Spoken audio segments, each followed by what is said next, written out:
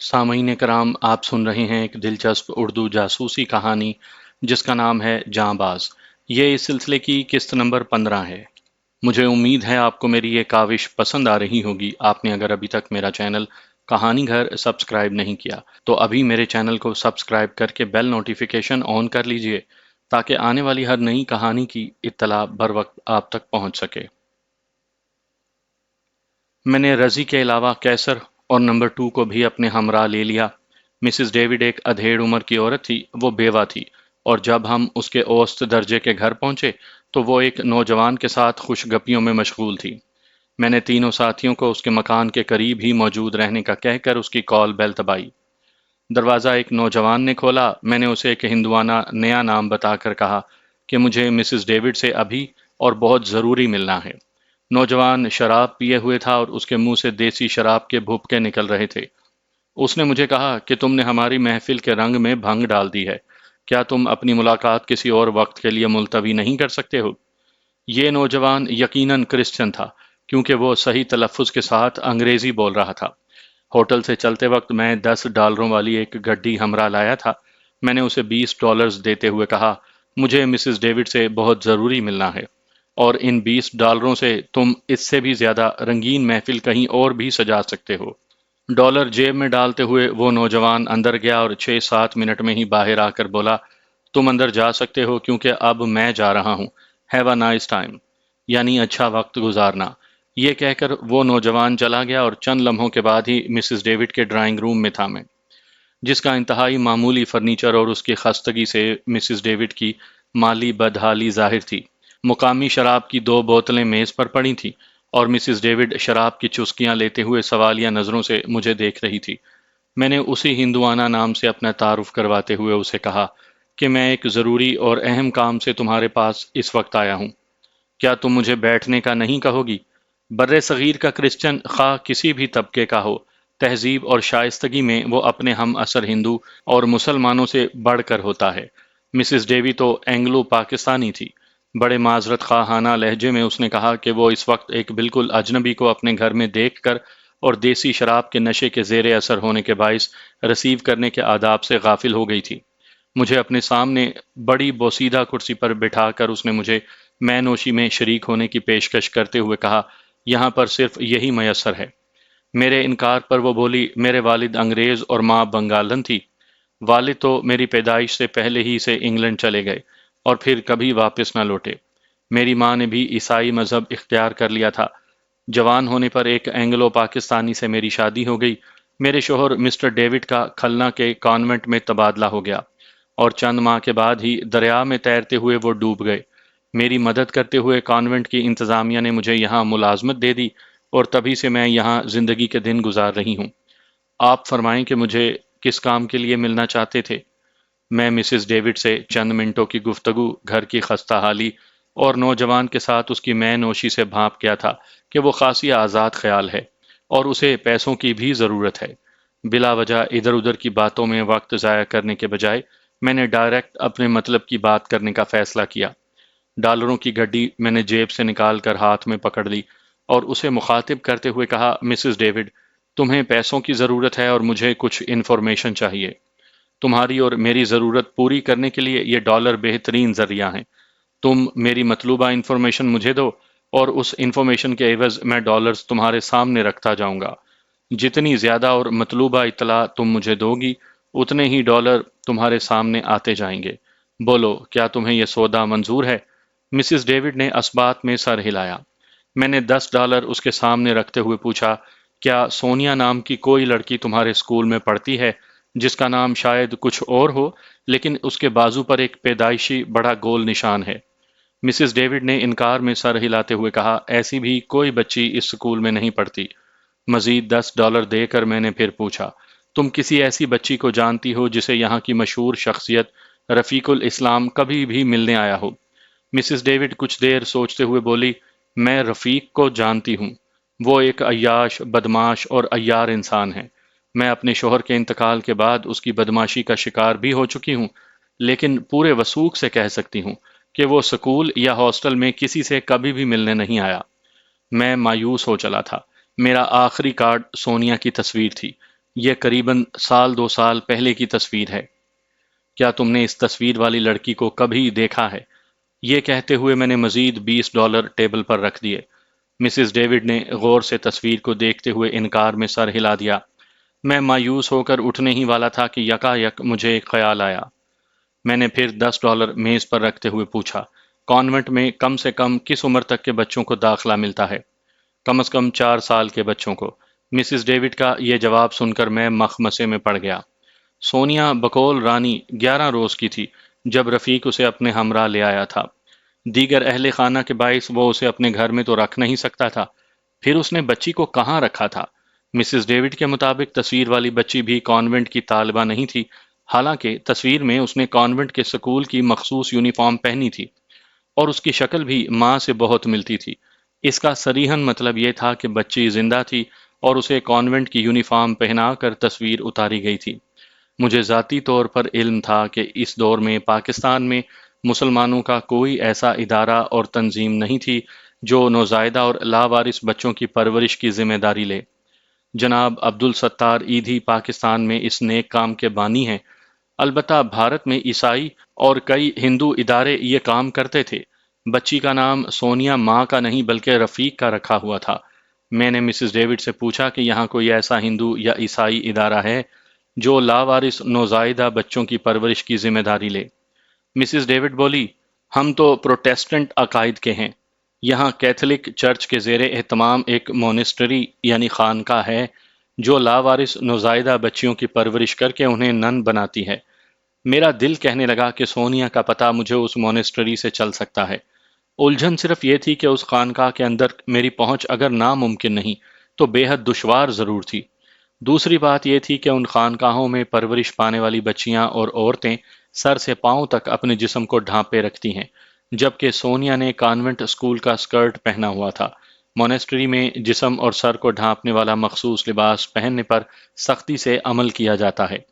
یہاں کی لڑکیوں اور عورتوں کے سر کے بال بھی مونڈ دیے جاتے ہیں تاکہ وہ دنیا کی لذتوں کا خیال بھی دل میں نہ لائیں اور صرف عبادت یا فلاح کے کاموں میں دلچسپی لیں۔ میں نے سونیا کی تصویر کو پھر غور اور باریک بینی سے دیکھا تو صاف دکھائی دیا کہ کانوینٹ کی یونیفارم پہنے کسی بچی کے جسم پر کسی دوسری بچی کا چہرہ لگا کر تصویر بنائی گئی ہے۔ رفیق کی یہ چالاکی جانتے ہی مجھے یقین ہو گیا کہ چہرے والی لڑکی یقیناً خانقاہ میں موجود ہے۔ میں نے مسز ڈیوڈ کو $1000 دینے کا وعدہ کرتے ہوئے کہا کہ تمہارے لیے یہ مشکل نہیں ہوگا اگر تم اس خانقاہ میں جا کر اس چہرے والی بچی کو تلاش کرو جس کی بڑی نشانی اس کے بازو پر پیدائشی سیاہ داغ ہے۔ مسز ڈیوڈ نے اگلے روز ہی مونسٹری میں جا کر بچی کا کھوج لگانے کا وعدہ کیا اور اگلی رات 7 بجے دوبارہ ملاقات کا طے کر کے میں امید و بیم کی حالت میں اپنے ہوٹل لوٹ آیا۔ رات کو 2 بجے رانی سے ملاقات کے دوران میں نے دانستہ سونیا کے کانوینٹ اسکول میں نہ ہونے اور اپنی مسز ڈیوڈ کے ذریعے عیسائی خانقاہ میں تلاش کرنے کا ذکر نہیں کیا۔ میں اس کی مامتا کے جذبے کو شکست و ریخت سے بچانا چاہتا تھا۔ سونیا کے ملنے کی صرف موہوم سی امید تھی اور میں نہیں چاہتا تھا کہ بس امید و بیم کی کیفیت میں جس میں امید بہت ہی کم تھی، رانی کی مامتا کو ڈال کر اس دکھی دل ماں کو اور دکھی کروں۔ میرے اپنے گھریلو حالات میں میری ماں صرف اپنی محبت اور مامتا کی وجہ سے میری سابقہ بیوی کے ظلم و ستم کا مسلسل شکار بنی ہوئی شکایت کا ایک لفظ تک زبان پر نہیں لاتی تھی۔ کسی کار یا بس کے شاک ایبزرور کی طرح ناہموار سڑک کے تمام جھٹکے اور بوجھ خود برداشت کر کے مسافروں کو اس سے بچانے کی طرح میری والدہ مرحومہ نے بھی تمام ذہنی اور جسمانی صدمات خود پر سہ کر گھر کو ٹوٹنے اور بکھرنے سے بچانے کی کوشش میں اپنی جان دے دی، لیکن حرف شکایت زبان پر نہ لائیں۔ اگلے روز رفیق شکار کا پرمٹ لے کر آ گیا اور مجھے یہ بتا کر کہ اپنے تعلقات کے باوجود بڑی مشکل سے $400 رشوت دے کر اس نے یہ پرمٹ حاصل کیا ہے۔ مجھ سے مزید $400 اینٹھ لیے۔ میں بھی جان بوجھ کر بے وقوف بنا اس کی ہاں میں ہاں ملا رہا تھا، کیونکہ مجھے یقین تھا کہ سونیا کا سراغ اگر مل بھی جائے تب بھی اس کی معاونت کے بغیر اس کا حصول ہمارے لیے بہت مشکل اور دشوار طلب ہوگا۔ میں چاہتا تھا کہ رفیق کو ایک بار اپنے ہمراہ سندر بن جانے پر رضامند کر لوں، وہاں جا کر اس سے میں دو ہاتھ کروں گا۔ یہ گھی صرف ٹیڑھی انگلی سے ہی نکل سکتا تھا۔ اور کھلنا شہر میں صرف بے حد مجبوری کی حالت میں ہی اس سے ایسا سلوک کیا جا سکتا تھا، اور اس میں بھی اس کی جان جانے کی زیادہ اور اپنے مقصد کے حصول میں کامیابی کی بہت کم صورت دکھائی دیتی تھی۔ فوجی چھاؤنی ہونے کی وجہ سے ہمیں یہاں ہر قدم پھونک پھونک کر رکھنے کی ضرورت تھی۔ ایک اور دشواری سونیا کے زبردستی یا ہنگامے سے حاصل کرنے کے بعد یہاں سے نکلنے کی تھی۔ اسٹیمر کے کپتان نے چٹاگانگ میں اصفہانی کے سربراہ کی ہدایت پر مجھ سے وعدہ کیا تھا کہ اگلی بار آنے پر وہ ہمیں اپنے ساتھ ہرن گھاٹا تک لے جائے گا، جہاں ایک بڑا اسٹیمر ہمارا منتظر ہوگا جو ہمیں بینکاک پہنچائے گا۔ اسٹیمر کے کھلنا آنے میں ابھی 18-19 دن باقی تھے۔ اگر اس دوران سونیا ہمیں مل بھی جاتی تو ہم کو یہاں سے فوری نکلنا چاہیے تھا۔ ہم اسٹیمر کا یہاں پر قطعاً انتظار نہیں کر سکتے تھے۔ کھلنا سے تو ہم کوئی بڑی لانچ بھی کرائے پر لے کر ہرن گھاٹا تک جا سکتے تھے، لیکن بڑے اسٹیمر کے انتظار میں ہرن گھاٹا جیسے چھوٹے مقام پر ہمارے رہنے کا کوئی انتظام نہیں تھا۔ ہرن گھاٹا بنگلہ دیش کا ایک ساحلی چھوٹا سا قصبہ تھا۔ اگر وہاں ہمارے ٹھہرنے کا کوئی انتظام ہو بھی جاتا تو بھی بنگلہ دیشی حکومت کے متعلقہ اہلکار وہاں پہنچ کر ہمیں منٹوں میں پکڑ سکتے تھے۔ ایسی صورتحال میں صرف ایک ہی راستہ دکھائی دیتا تھا کہ کھلنا سے ہم کوئی ایسی بڑی لانچ لیں جو ہمیں کھلے سمندر میں بنگلہ دیشی سمندری حدود سے باہر بین الاقوامی سمندر تک لے جائے، اور ہمارے ساتھ اس وقت تک رہے جب تک بڑا اسٹیمر نہ آ جائے۔ رضی کا بنگلہ دیشی ہونا اور زبان پر عبور ہمارے بہت کام آیا۔ اسی کے ذریعے میں نے ایک بڑی اور محفوظ لانچ کا انتظام کیا جو ایمرجنسی کی صورت میں ہمیں بین الاقوامی سمندر تک لے جانے اور وہاں 10 روز تک اسٹیمر کے انتظار میں رکنے کو تیار تھی، اور جس کا بہت زیادہ معاوضہ مانگا گیا۔ کوئی دوسرا چارہ نہ ہونے کے باعث میں نے یہ معاوضہ دینا بھی منظور کر لیا۔ یہ میرا یہاں سے نکلنے کا متبادل انتظام تھا، کیونکہ ابھی تک ہمیں علم نہیں تھا کہ ہماری روانگی کب ممکن ہوگی۔ شام کو 7 بجے میں کیسر اور نمبر 2 کے ساتھ پھر مسز ڈیوڈ کے گھر گیا۔ وہ میری ہی منتظر تھی۔ اس نے بتایا کہ وہ بعد دوپہر مونیسٹری یعنی خانقاہ میں گئی تھی، اور ہیڈ نن کے ساتھ اسے جو جانتی ہے اس نے نن بننے والی سب لڑکیوں کو دیکھا۔ تصویر کے چہرے والی لڑکی ان میں موجود تھی۔ مزید یقین کے لیے اس نے بچی کا ہاتھ پکڑ کر یوں ہی اس کے ہاتھ کی لکیریں دیکھیں اور اسے کہا کہ تمہارے ہاتھ کی لکیریں بتاتی ہیں کہ تمہارے دائیں بازو پر ایک پیدائشی سیاہ نشان ہے۔ مسز ڈیوڈ نے بتایا کہ بچی یہ سن کر حیران رہ گئی اور پوچھنے لگی کہ تمہیں یہ کیسے معلوم ہوا؟ واقعی میرے بازو پر نشان ہے۔ میں نے نشان دیکھنا چاہا۔ پہلے تو اس نے انکار کیا اور پھر بڑی مشکل سے جھینپتے ہوئے مجھے نشان دکھایا۔ مسز ڈیوڈ کہنے لگی، ان نن بننے والی بچیوں کو دنیا کی آسائشوں اور لوگوں سے ملنے جلنے، بات کرنے، حتیٰ کہ آنکھیں ملانے کی بھی سختی سے ممانعت ہے۔ انہوں نے نہ کبھی ریڈیو دیکھا ہے اور نہ ہی سینما۔ بازار بھی وہ نہیں جا سکتی کہ کہیں دنیاوی آسائشیں انہیں اپنی طرف راغب نہ کر لیں۔ ان کے بال تک مونڈ دیے جاتے ہیں تاکہ ان کو اپنے حسین ہونے کا خیال بھی نہ آئے اور وہ کلی طور پر یکسوئی سے مذہب میں خود کو سمو لیں۔ ان کی آؤٹنگ یعنی باہر جانا صرف کسی مذہبی تہوار پر گرجے جانے تک محدود ہے، اور وہ بھی بند گاڑی میں۔ آج سے 3 روز کے بعد کیتھولک گرجے میں ایک مذہبی تقریب میں شرکت کے لیے یہ بچیاں جائیں گی۔ اگر تم چاہو تو میں تمہارے ساتھ چرچ میں جا کر اس بچی کی نشاندہی کر سکتی ہوں۔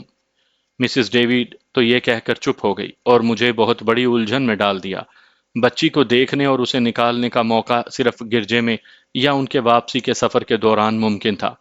منزل سامنے تھی لیکن بیچ میں بہت بڑی رکاوٹ تھی جسے عبور کرنے کی کوئی صورت دکھائی نہ دیتی تھی۔ میرے پوچھنے پر مسز ڈیوڈ نے کہا کہ اس مذہبی تہوار کے ٹھیک 14 روز کے بعد ایک اور تہوار ہے، اس میں بھی یہ بچیاں اسی گرجے میں آئیں گی۔ میں نے مسز ڈیوڈ کو کہا کہ 3 روز کے بعد والے تہوار میں وہ میرے ہمراہ گرجے میں چلے۔ بچی کو چہرے سے شناخت کر کے میں اسے $1000 دے دوں گا۔ مسز ڈیوڈ نے کہا کہ بچی کا نام سونیا نہیں بلکہ روزین ہے۔ میرے پوچھنے پر مسز ڈیوڈ نے یہ بھی بتایا کہ خانقاہ میں بچی کے آنے کا مکمل ریکارڈ ہوتا ہے، لیکن اس تک رسائی ناممکن ہے، اور ذرا سی پوچھ گچھ بھی خانقاہ کے نگرانوں کو شبے میں ڈال سکتی ہے، اور ایسی صورت میں وہ ریکارڈ فوری تلف کر کے اس راز پر ہمیشہ کے لیے پردہ ڈال دیتے ہیں۔ میں مسز ڈیوڈ سے رخصت ہو کر ہوٹل واپس آ گیا۔ میری الجھنوں اور مشکلات میں کمی کے بجائے اضافہ ہی ہو رہا تھا۔ بچی کو اٹھانا مشکل نہیں تھا، لیکن اپنے ہمراہیوں کے ساتھ کھلنا سے نکلنا اور بین الاقوامی سمندر تک بحفاظت پہنچنا ناممکن دکھائی دیتا تھا۔ सोचते सोचते मेरा सर दर्द से फटने लगा और मैं एस्प्रो की 4 गोलियां खाकर सो गया। अगले रोज सुबह मैंने कैसर और नंबर 2 को अपने कमरे में बुलाया और सारी सूरत हाल उन्हें बताकर उनसे पूछा कि अगर उनके जहन में कोई तजवीज़ हो तो बताएं। उनकी सोच की सुई भी वहीं पर अटकी जहां पर मैं फंसा हुआ था कि बाहिफाजत वापसी कैसे होगी। काफी सोचने और बहस मुबाहिसे के बाद आखिरकार ये फैसला हुआ कि बच्ची को गिरजे में पहचान कर हम रफीक को सुंदरबन चलने पर आमादा करें। जंगल में ही उस पर अपनी असलियत जाहिर करके बच्ची के मुतल्लिक पूछें। दोनों सूरतों में, यानी अगर वो खौफजदा होकर सच बता दे या झूठ बोलकर इस सारे वाक़े से इनकारी हो, उसे वहीं ख़त्म कर दिया जाए। उसकी मौत से हमें कम से कम हमारी शनाख्त करने वाले और हमें नुकसान पहुंचाने वाले शख्स से तो छुटकारा मिल जाएगा। दूसरा फैसला ये हुआ कि मैं चिटागोंग फ़ोन करके इस फ़हानी के सरबराह को कहूं कि हम स्टीमर पर नहीं बल्कि खलना से किराए पर ली हुई लांचों पर खुले समुंदर में पहुंचेंगे। बड़ा स्टीमर हमारी तयशुदा तारीख के मुताबिक हरन घाटा से जनूब में 3 समुंदरी मील के फासले पर हमारा इंतजार करे। तीसरा फैसला ये हुआ कि मेरे, रजी, कैसर और नंबर 2 के सिवा अपने तमाम साथियों को हम अपने एक्शन के दिन से 24 घंटे पहले लॉन्च पर समुंदर में हमारे मुंतजिर बड़े स्टीमर तक भेज दें, क्योंकि एक्शन के फौरी बाद सबका सुस्त रफ्तार लॉन्च पर सफ़र खतरे से खाली ना होगा, जबकि हम चारों और बच्ची तेज़ रफ्तार मोटर बोट पर यह फासला आधे से भी कम वक्त में तय कर सकेंगे। हमने जो प्रोग्राम तरतीब दिया था वो मेरे नज़दीक फूल प्रूफ हरगिज़ नहीं था, लेकिन इससे बेहतर कोई दूसरा हल भी समझ में नहीं आता था। मैं दिन चढ़े शहर के वाहिद टेलीफोन और टेलीग्राफ ऑफिस गया और चिटागांग से इस फहानी के सरबराह से बात की। उसने बताया कि जो स्टीमर हमें खलना लेकर गया था वो तो किसी दूसरी कंपनी का कार्गो स्टीमर था, लेकिन जिस पर हमें बैंकॉक जाना है वो इस फहानी कंपनी की मलकियत है और सदरी इस फहानी की हिदायत के मुताबिक जब भी आपको ज़रूरत हो आप 1 हफ्ता पहले फ़ोन कर दें। ये स्टीमर मुकर्ररा वक्त पर हरन घाटा के सामने चंद मील के फासले पर आपको मिल जाएगा। स्टीमर के कप्तान को हम ये बात भी हिदायत कर देंगे कि आपकी इजाज़त के बगैर लंगर ना उठाए और उस स्टीमर पर आप समेत 20 अफराद की खुराक और पानी का एक बड़ा ज़ख़ीरा भी होगा। इन उम्मीद अफजा बातों से मुझे बड़ी तक़वियत मिली। अब सिर्फ खलना से स्टीमर तक पहुंचने का मरहला था। मैंने सोचा कि प्रोग्राम के मुताबिक किराया देकर ये सफ़र करेंगे और अगर कोई गड़बड़ दिखाई दी तो फिर हमारा असला इस मसले को हल करेगा। फ़ोन करके मैं वापस होटल आया तो रफ़ीक मेरे इंतज़ार में बैठा था। मैंने उसे कहा कि हम शिकार पर जाने को तैयार हैं, लिहाजा वो शिकार पार्टी के लिए ज़रूरी सामान का इंतज़ाम करे। मैंने शिकार पर जाने के लिए जो दिन मुकर्रर किया उससे 1 रोज़ पहले मुझे मिसिस डेविड के साथ चर्च में सोनिया को देखने जाना था। रफ़ीक ने मुझसे शिकार की तैयारी, खुर्दोनोश के सामान, मज़दूरों और 2 गाइड्स के लिए मज़ीद $500 तलब किए। मैंने खामोशी से उसे ये रकम दे दी, लेकिन साथ ही ये भी कहा कि शिकार पर हम सिर्फ उसी सूरत में जाएंगे अगर वो भी हमारे साथ जाए। मैंने गर्मजोशी और बेतकल्लुफ़ी का मुजाहरा करते हुए उसके कंधे पर हाथ रखते हुए कहा, मेरे तमाम साथी हैसियत में मुझसे बहुत कमतर हैं। उनके साथ शिकार पर जाते हुए मुझे खाक लुत्फ़ आएगा। तुम्हारा साथ होगा तो मुझे एहसास होगा कि मेरा कोई हम पल्ला भी हमराह है, और अब तो तुम मेरे बिजनेस पार्टनर हो, लिहाजा तुम्हें बगैर उज़र के हर हालत में मेरे साथ चलना होगा। थोड़ी सी रद्दोकद के बाद रफ़ीक मान गया और मुझसे बेतकल्लुफ़ी से अच्छा पार्टनर, गुड बाय कहकर रुखसत हुआ। मैं दिल में हंस रहा था कि मेरे साथ ये उसका शायद आखिरी गुड बाय हो। शाम को मेरी तबीयत कुछ मकदर सी थी। मैं घूमने के लिए अकेला ही निकल खड़ा हुआ। अभी मैं कैंट की हदूद में दाखिल ही हुआ था कि सामने से एक जीप आई और मेरे करीब से गुजर गई। चंद सेकंड के बाद ब्रेकें लगने की आवाज़ आई। जीप रिवर्स में वापस आई और मेरे करीब आकर रुक गई। उसमें फ्रंट सीट पर एक फुल कर्नल वर्दी पर सुर्ख रिबन लगाए बैठा था। मुझे चंद लम्हे देखने के बाद वो जीप से उतरा और मेरा असल नाम लेकर बोला, हेलो, तुम यहाँ कहाँ? कब आए? कैसे आए और कहाँ ठहरे हो? वो सवाल पूछे जा रहा था कि मुझे याद आ गया। सन 65 की जंग के फौरी बाद जब मैं चिटागांग गया था तो वहाँ मेरे जिगरी दोस्त कैप्टन जहीर बट के जरिए लेफ्टिनेंट मुजम्मिल मुझसे मुतारिफ हुआ था। बाद में हम तीनों की कई भरपूर शामें इकट्ठी गुजरी थीं। मेरे 65 की क़याम के दौरान में ये मेरा गहरा दोस्त बन चुका था और हम अक्सर भारत की शिकस्त और आइंदा उसकी सरजनिश की बातें करते थे। کرنل مزمل بے شک میرا بے تکلف دوست تھا، لیکن ان دنوں یعنی سن 65 کی پاک بھارت جنگ کے بعد جب ہم سب پاکستانی تھے، اور ان دنوں کا لیفٹیننٹ مزمل مشرقی اور مغربی پاکستان کو ایک نظر سے دیکھتا تھا، اور اس فوج کا افسر تھا جو متحدہ پاکستان کی سرحدوں کے دفاع کی ذمہ دار تھی، اور آج کا کرنل مزمل بنگلہ دیشی فوج کا افسر تھا جو پاکستان کو غاصب اور اپنا دشمن تصور کرتی تھی، اور 16 دسمبر سن 71 کے منحوس دن کو جب سقوط ڈھاکہ ہوا اپنا یوم آزادی مناتی تھی۔ اس ملک کا علیحدہ جھنڈا، علیحدہ قومی ترانہ اور پاکستان کے لیے انتہائی مخالفانہ جذبات تھے۔ کرنل مزمل سے اس اچانک اور غیر متوقع ٹکراؤ سے میں فی الحقیقت گھبرا گیا۔ میری زبان گنگ ہو چکی تھی۔ مزمل چند لمحے میرے جواب کا انتظار کرتا رہا، پھر یکا یک آگے بڑھ کر مجھے گلے لگاتا ہوا آہستگی سے بولا، میری کرنل کی وردی دیکھ کر گھبرا گئے ہو یا اس لیے کہ میں بنگلہ دیشی فوج کا افسر ہوں؟ لیکن دوست، یہ کبھی نہ بھولنا کہ میرے خیالات اور جذبات میں پاکستان سے جو والہانہ عقیدت تھی وہ ختم ہو گئی ہے، یا اس میں کوئی کمی واقع ہوئی ہے۔ میں دل کی گہرائیوں سے پاکستانی تھا، پاکستانی ہوں، اور انشاءاللہ مرتے دم تک پاکستانی رہوں گا۔ حالات کی ستم ظریفی اور ہمارے لیڈروں کی غداری اور وطن فروشی سے ملک بے شک دو ٹکڑے ہو گیا ہو، لیکن میرے دل اور جذبات کے ٹکڑے نہ ہو سکے۔ تمہاری بھارت میں سرگرمیوں کی مفصل رپورٹ اور تصویریں یہاں بھی پہنچ چکی ہیں۔ میں نے وہ سب رپورٹ پڑھی ہے، اور میں تم پر ناز کرتا ہوں کہ تم نے سویلین ہوتے ہوئے بھارت میں جو کارنامے سر انجام دیے ہیں۔ میں فوجی وردی میں اور مکمل فوجی تربیت یافتہ ہونے کے باوجود صرف اپنے کندھوں کے براس یعنی عہدے کے نشان میں اضافہ کرنے کے سوا کچھ نہ کر سکا، اور اب ہم عملی طور پر بھارت کے غلام بن چکے ہیں۔ مزمل نے یہ ساری باتیں مجھ سے معانقے کے دوران کہیں۔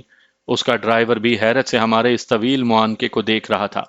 مزمل کی حالت ایسی تھی کہ جو لاوا سالوں سے اس کے اندر ابل رہا تھا وہ پھٹ کر باہر آ نکلا تھا۔ میں نے سرگوشی میں ہی اسے کہا، کرنل مزمل، کیا یہ بہتر نہ ہوگا کہ ہم کہیں علیحدہ بیٹھ کر باتیں کریں اور اپنے دلوں کا احوال بیان کریں؟ دیواروں کے بھی کان ہوتے ہیں۔ کرنل مزمل نے میری بات سن کر ہنستے ہوئے جواب دیا، میرے گھر سے بہتر کوئی جگہ نہیں، اور تمہیں ابھی میرے ساتھ میرے گھر چلنا ہوگا۔ میں تمہارا کوئی عذر نہیں سنوں گا، تمہارا کوئی بہانہ نہیں چلے گا۔ یوں سمجھ لو کہ تم میری حراست میں ہو، you are under arrest. Muzammil کے ان مخلصانہ جذبات کے آگے میں نے ہتھیار ڈال دیے۔ اس نے اپنے ڈرائیور کو پچھلی سیٹ پر جانے کا کہا اور خود اسٹیئرنگ سیٹ پر بیٹھ گیا، اور اس کی جیپ ہمیں لیے چھاؤنی میں اس کے بنگلے میں جا کر ٹھہری۔ ہماری گزشتہ ملاقاتوں کے دوران مزمل کی شادی نہیں ہوئی تھی، لیکن اب اس کی ایک سلجھی ہوئی اور اس کے ہم خیال بیوی اور 2 بچے تھے۔ مزمل مجھ سے مل کر خوشی سے پاگل ہو رہا تھا۔ مجھے ڈرائنگ روم میں بٹھا کر اس نے اپنی بیوی اور بچوں کو بلایا۔ بیوی کے ڈرائنگ روم میں داخل ہوتے ہی وہ بیوی سے مخاطب ہوتے ہوئے بولا، دیکھو، یہ ہیں میرے چٹاگانگ کے وہی دوست جن کی سقوط ڈھاکہ کے بعد بھارت میں بہادری اور جاں فروشی کے واقعات میں تمہیں اکثر سنایا کرتا تھا۔ اس کی بیوی نے نہایت خوش دلی سے مجھے اپنے گھر میں خوش آمدید کہا اور بولی، مزمل تو آپ کی اور کیپٹن ظہیر بٹ کی باتیں کرتے نہیں تھکتے۔ ان کی میرے ساتھ گفتگو کا موضوع اکثر و بیشتر آپ دونوں اور متحدہ پاکستان کا ذکر ہی ہوتا ہے۔ میرے جواب دینے سے پہلے ہی مزمل بولا، ذرا اس کے الفاظ ملاحظہ کریں طاہرہ، دراصل ہم پاکستانی بڑے بے مروت ہیں۔ آنکھوں سے دور کیا ہوا ہے کہ دل سے بھی دور ہو جاتے ہیں۔ میری طرف ہی دیکھو کہ میں نے ظہیر کے متعلق ابھی تک اس سے نہیں پوچھا۔ یقیناً اب وہ بریگیڈیئر ہوگا۔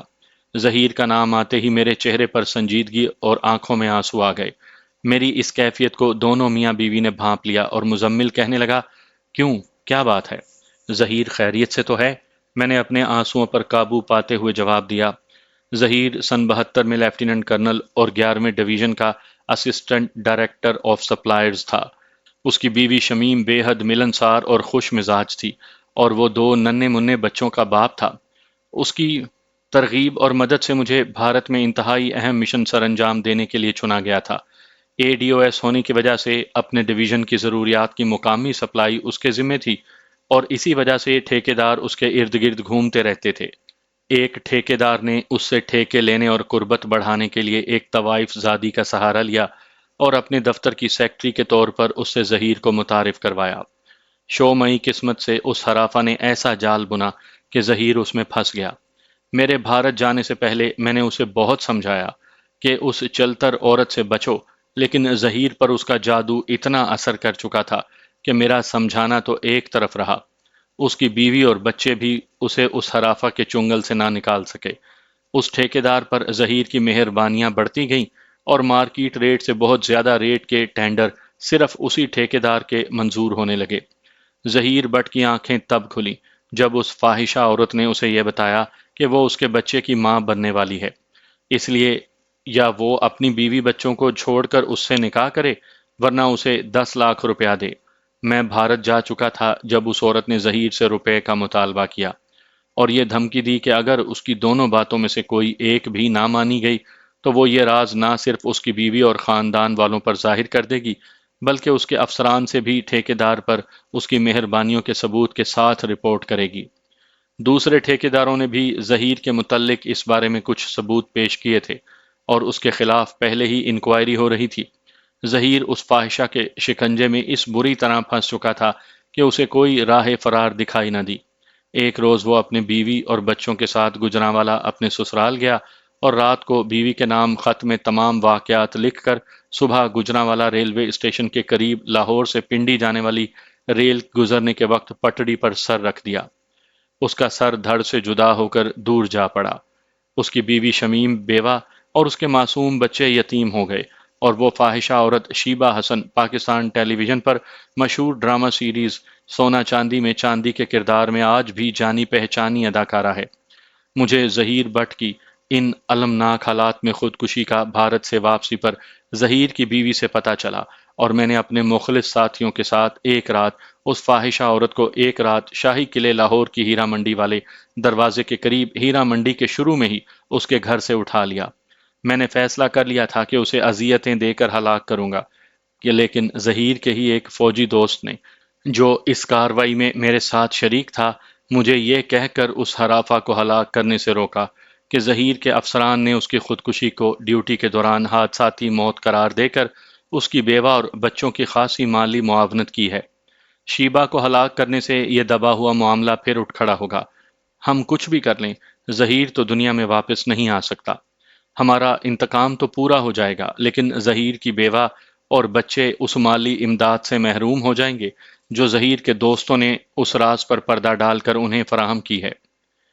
میں تو انتقام کی آگ میں جل رہا تھا اور تصویر کے اس رخ کو میں نے دیکھا ہی نہیں تھا۔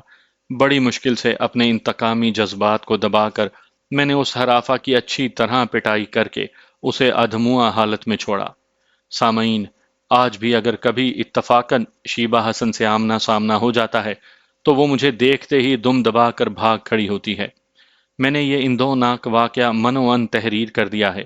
اگر کسی کو اس میں شک ہو تو میں اسے اس واقعے کے 100% درست ہونے کے ایک نہیں کئی ثبوت فراہم کر سکتا ہوں۔ مزمل میری بات بڑے غور سے سن رہا تھا۔ ظہیر کی موت کا سن کر اس کی آنکھوں سے آنسو بہنے لگے۔ چند لمحے پہلے کے خوشگوار ماحول پر افسردگی چھا گئی۔ ہم نے سن 65 کی حسین یادوں کا ذکر شروع کیا، لیکن ماحول کی افسردگی ختم نہ ہو سکی۔ مزمل کے گھر میں نے رات کے کھانے کے چند لقمے زہر مار کیے۔ مزمل اپنی جیپ میں خود ڈرائیو کرتے ہوئے مجھے درشن ہوٹل چھوڑنے آیا اور مجھے جلد از جلد ملنے کا کہہ کر یہ الفاظ کہتے ہوئے رخصت ہوا: فاصلوں کی دوری صرف جغرافیائی ہے۔ ہمارے دلوں، ہماری سوچ اور ہم خیالی کو دنیا کی کوئی طاقت تقسیم نہیں کر سکتی۔ تم یہاں کیوں اور کس مشن پر آئے ہو؟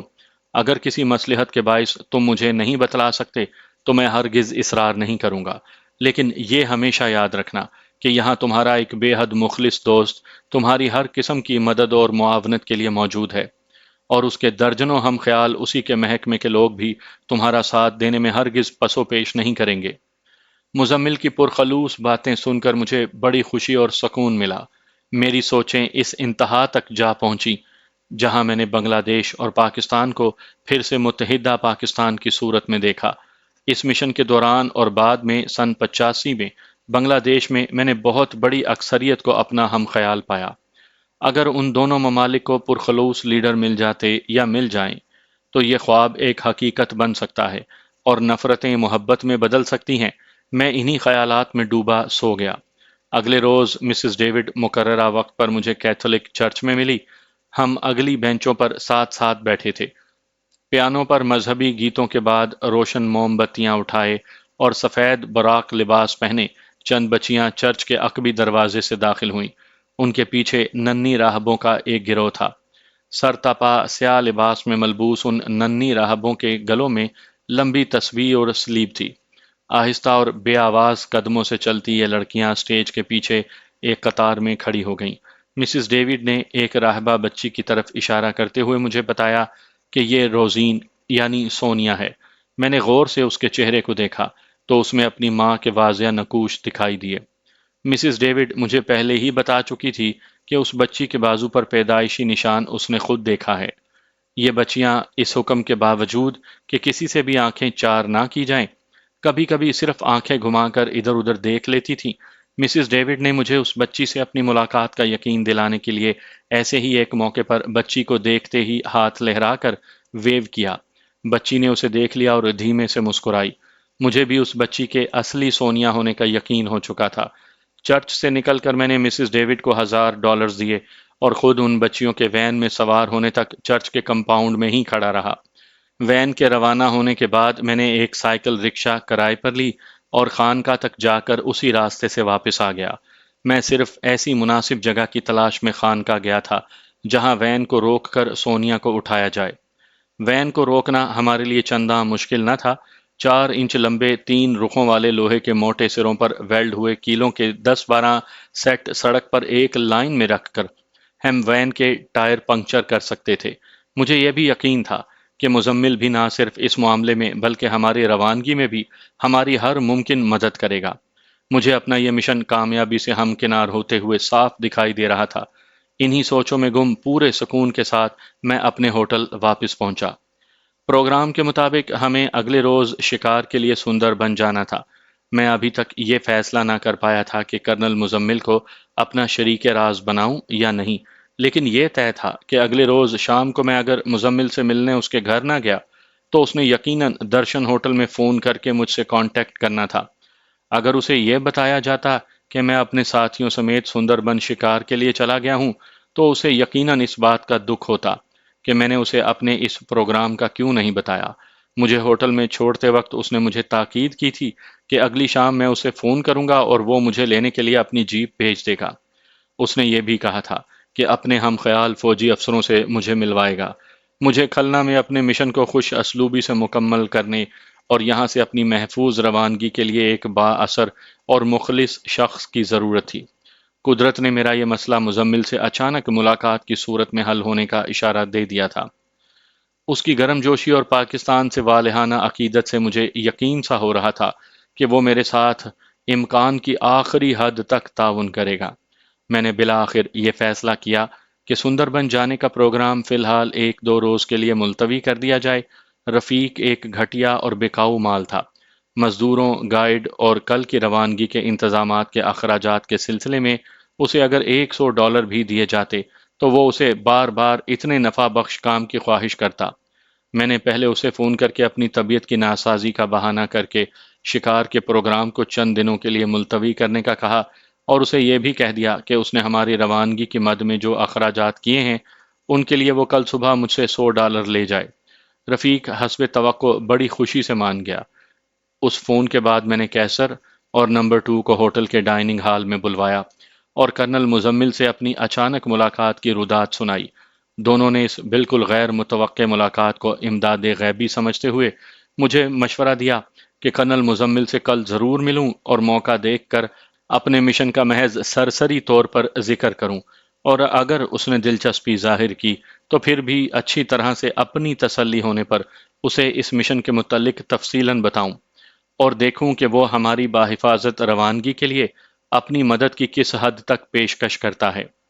کیسر کے الفاظ تھے، بھائی جان، آپ کے دوست اس کرنل نے اگر ہماری مدد کی تو ہم اس کے بے حد مشکور ہوں گے، ورنہ اس کے ملنے سے پہلے بھی ہم نے اس مشن کو سر انجام دینے میں کسی ہچکچاہٹ کا اظہار نہیں کیا۔ میں تو ہر کام کو آغاز سے انجام تک پہنچانے میں اللہ پاک کی رحمت اور اپنے ریوالور اور چاقو پر بھروسہ کرتا ہوں۔ میں نے انہیں یہ کہہ کر رخصت کیا کہ اپنے ساتھیوں کو جا کر بتا دیں کہ شکار کا پروگرام 2-4 روز کے لیے ملتوی کر دیا گیا ہے۔ کیسر کے بقول وہ سب کل صبح شکار پر جانے کے لیے مکمل تیاری کی حالت میں تھے۔ رات کو 2 بجے میں نے رانی کو کہا کہ اگرچہ ابھی تک کوئی واضح صورت سامنے نہیں آئی، لیکن ایک بات میں یقین کے ساتھ کہہ سکتا ہوں کہ آپ کی بچی کھلنا میں ہی ہے، اور ہم انشاءاللہ اسے اپنے ساتھ لے کر یہاں سے روانہ ہوں گے۔ رفیق نے آپ کو اس کے نام اور کانوینٹ میں تعلیم پانے کے متعلق جو کچھ بتایا تھا وہ سب غلط ہے۔ آپ کی بچی کے حصول اور اسے بحفاظت یہاں سے لے جانے میں کچھ دشواریاں حائل ہیں، جن پر قابو پانے میں چند روز لگیں گے۔ اسی لیے ہم نے شکار کا پروگرام فی الحال ملتوی کر دیا ہے۔ آپ صرف یہ خیال رکھیں کہ یہاں کسی مرد یا عورت سے بھی ملنے سے گریز کریں، کیونکہ مجھے میری چھٹی حس کہہ رہی ہے کہ رفیق نے یقیناً ہماری اصلیت جاننے کے لیے کچھ جاسوس چھوڑ رکھے ہوں گے۔ اگلے روز مزمل سے ملنے اور اپنے مشن کے متعلق گفتگو کا آغاز کرنے کے خد و خال بنانے میں مصروف میں نہ جانے کب سو گیا۔ رات کا پون حصہ تو گزر چکا تھا جب رانی سے ملاقات ہوئی۔ میں دن چڑھے تک سوتا رہا اور آنکھ تب کھلی جب میرا دروازہ پیٹا جا رہا تھا۔ بیرے نے بتایا کہ رفیق صاحب ملنے آئے ہیں۔ رات بھر جاگنے سے میری طبیعت خاصی مزمحل ہو رہی تھی۔ میں نے رفیق کو کمرے میں ہی بلا لیا۔ وہ میری تیمارداری کے بہانے آیا تھا، لیکن رخصت تب ہوا جب میرے $100 اس کی جیب میں چلے گئے۔ دن کا خاصا وقت میں نے کیسر اور باقی ساتھیوں کے ساتھ ہوٹل کے ڈائننگ ہال میں گزارا۔ ہم تو ہوٹل میں ہی ٹھہرے ہوئے تھے اور آج ہمیں کوئی کام نہیں تھا۔ میں نے دیکھا کہ ڈائننگ ہال میں لوگوں کی آمد و رفت جاری تھی، لیکن 2 شخص ایک ہی ٹیبل پر ہماری آمد سے پہلے کے بیٹھے ہوئے تھے۔ ہم تقریباً 4 گھنٹے وہاں بیٹھے رہے اور اس دوران وہاں 2 مرتبہ چائے اور دوپہر کا کھانا کھایا، لیکن ان دونوں نے صرف 1 مرتبہ چائے منگوائی۔ بیٹھنے کے دوران وہ بالکل خاموش رہے اور آپس میں بھی انہوں نے کوئی بات نہ کی۔ ایسے محسوس ہوتا تھا جیسے وہ ہماری نقل و حرکت کی نگرانی کر رہے ہوں۔ جاسوسی میں وہ بالکل اناڑی لگتے تھے، لہٰذا جلد ہی وہ میری نگاہوں میں آ گئے۔ جب ہم ڈائننگ ہال سے اٹھے تو سپہر کے 3 بج رہے تھے۔ میں اپنے کمرے کے دروازے تک جا کر پھر ڈائننگ ہال میں واپس آ گیا۔ وہ جا چکے تھے۔ میرا شک یقین میں بدل گیا کہ ہماری نگرانی ہو رہی ہے۔ اتنے اناڑی جاسوس کسی محکمے کے نہیں ہو سکتے تھے۔ مجھے یقین ہو گیا کہ یہ رفیق کے بھیجے ہوئے کتے تھے جو ہماری بو سونگھنے آئے تھے۔ شام 6 بجے میں نہا دھو کر اور تر و تازہ ہو کر کرنل مزمل کو فون کرنے جانے ہی والا تھا کہ بیرے نے بتایا کہ میرا فون آیا ہے۔ درشن ہوٹل کے کمروں میں ٹیلی فون کی سہولت مہیا نہیں تھی، اور یہ ہمارے لیے بہتر ہی تھا، کیونکہ رفیق دوسرے کمروں میں فون کر کے اگر رانی کی آواز سن لیتا تو پہچان کر فوراً ہمیں یہاں آنے کے مقصد کی تہہ تک پہنچ جاتا۔ یہ کرنل مزمل کا فون تھا۔ دوستی کے ضام میں اس نے مجھ پر خود کو اتنا با اختیار سمجھ لیا تھا کہ اس نے کہا، میں نے تمہیں لانے کو جیپ بھیج دی ہے۔ رات کے کھانے پر چند دوست بھی ہمارے ساتھ ہوں گے، لہٰذا جلد واپسی کی توقع مت رکھنا۔ کل ویسے بھی اتوار ہے اور کسی کو بھی صبح اٹھنے کی مجبوری نہیں۔ میرا جواب سنے بغیر ہی اس نے فون بند کر دیا۔ کوئی اور ہوتا تو میں اس بدتمیزی اور گفتگو کے انداز پر چراغ پا ہو جاتا، لیکن مزمل میرا پرانا اور بے تکلف دوست تھا، اور چٹاگانگ میں بھی ہم ایک دوسرے سے ملنے یا کھانے میں شرکت کی دعوت اسی تہکمانہ انداز میں دیا کرتے تھے۔ 15 منٹ میں کرنل کی جیپ آ گئی۔ اپنے بنگلے کے ڈائننگ روم میں وہ میرا انتظار کر رہا تھا۔ مجھے دیکھتے ہی بغیر رسمی کلمات کے وہ چھوٹتے ہی بولا، رات تمہارے جانے کے بعد طاہرہ نے مجھ سے لڑنا شروع کر دیا کہ تم نے بھائی جان کو یہ کیوں نہیں بتایا کہ میں ستار بجاتی ہوں اور اردو گانے بھی اچھے خاصے گا لیتی ہوں۔ لہٰذا اس سے پہلے کہ ہمارے دوست آ جائیں تم طاہرہ کا ستار اور گانا سن لو، کیونکہ کھانے کے بعد صرف مردوں کی محفل جمے گی۔ مزمل نے طاہرہ کے سامنے ہی یہ بات کی تھی۔ پہلے تو وہ کچھ جھجکی اور پھر شرمائی، لیکن میرے اصرار پر اس نے پاکستان کے 2-3 جنگی نغمے سنائے جو سن 65 کی پاک بھارت جنگ کے دوران ہر خاص و عام پاکستانی کی زبان پر تھے۔ 1-1.5 گھنٹے کی اس محفل کے بعد مزمل کے دوستوں کی آمد شروع ہوئی۔ مدوئین میں 1 بریگیڈیئر، 2 لیفٹیننٹ کرنل، 2 میجر اور 1 کیپٹن تھا۔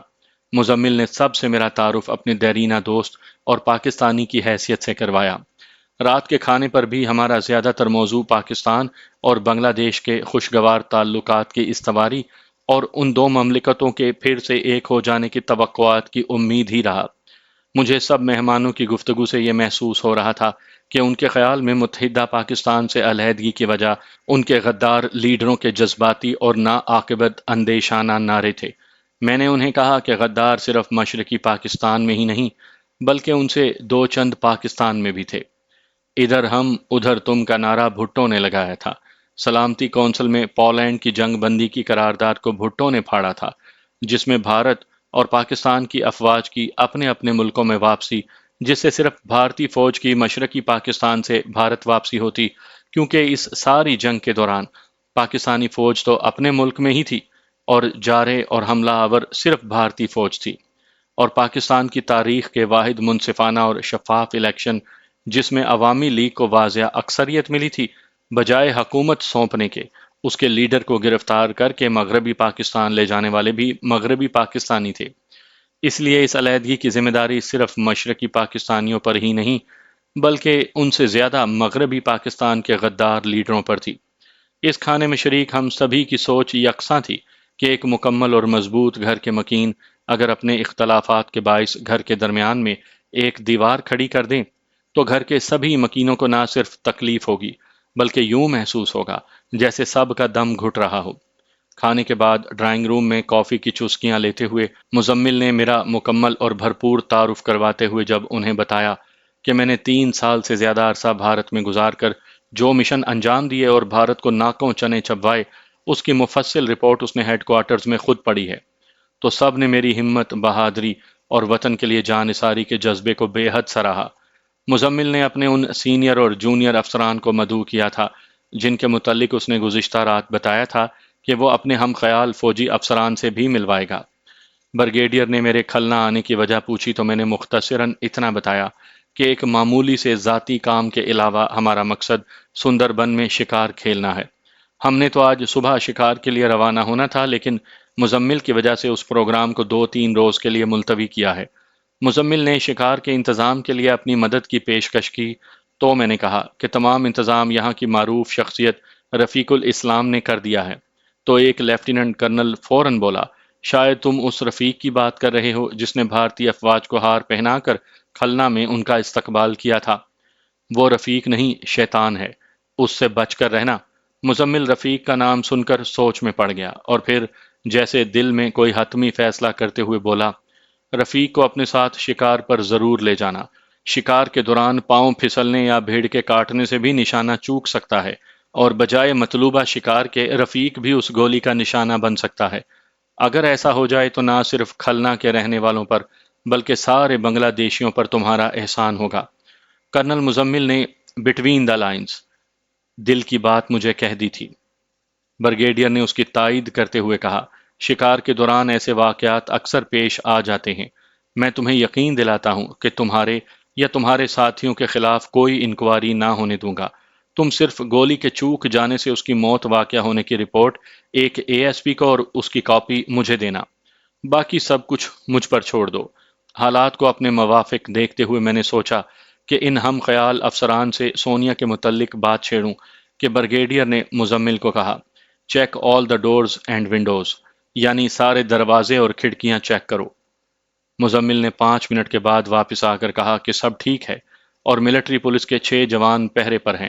میں حیران تھا کہ اتنی بے تکلفی اور یگانگت کے بعد یکا یک یہ تبدیلی کیوں؟